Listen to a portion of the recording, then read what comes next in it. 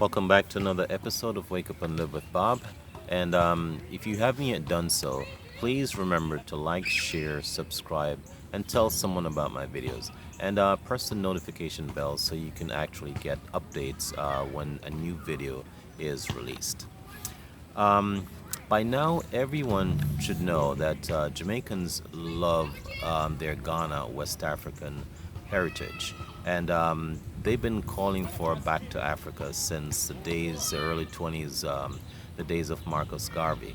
It should come as no surprise then that Jamaicans living abroad, primarily Canada, United States, and the UK, are retiring in Ghana at a very modest and progressive rate. To date, Ghana has more than 5,000 Jamaican expatriates living or retired there. For Nigeria, there is an unconfirmed estimate of roughly over 7,000 Jamaicans who actually live there in Nigeria, also, that part of West Africa.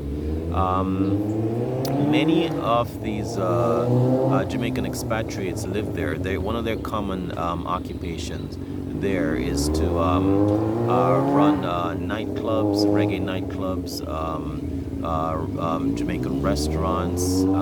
They do a lot of promotion, musical promotion. Farming is one of the big things because a lot of Rastafarians move there. They like the farming and to the self-sufficient living in many parts of the country. Most of the Jamaicans live in Accra, the capital, but some live Kumasi or further to the north, where farming might be a little more conducive. But also there's a lot of lecturers in universities in Ghana. Many Jamaicans who find that profession appealing there. The influx of Jamaicans to Ghana primarily brings in a modest, again, amount of income in terms of pension from where they're coming from. Like if they're coming from the UK, their pension follow them, and that money comes into the country of Ghana. Retirement money also follows them to where they go, and the investments that some of them make into farming and into, again, nightclubs and restaurants and promotions, reggae promotions that they do there. In Nigeria, the Jamaicans there, primarily the benefit to Nigeria is primarily through the entertainment promotion aspect of it. There's a cultural exchange that is constantly going. Nigeria is very happening. Just in case a lot of people don't know, they're musically they're very very happening, and they gravitate towards the cultural exchange from Jamaica, because reggae, as you know, has permeated not just West Africa but the entire continent of Africa in a very impressive way. There's also the educational aspect of it. A lot of Jamaicans do lecture in universities in Nigeria, and vice versa.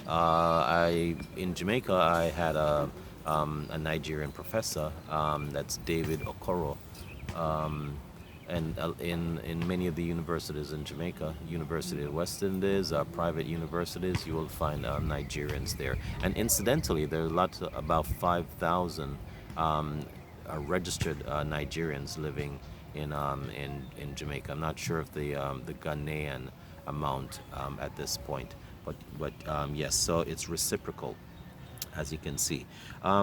This retirement and repatriation to the region is expected to really increase in the coming years. Jamaicans are prospecting, not just Jamaicans though, but a lot of other blacks like Black Americans, Canadians, and other European blacks.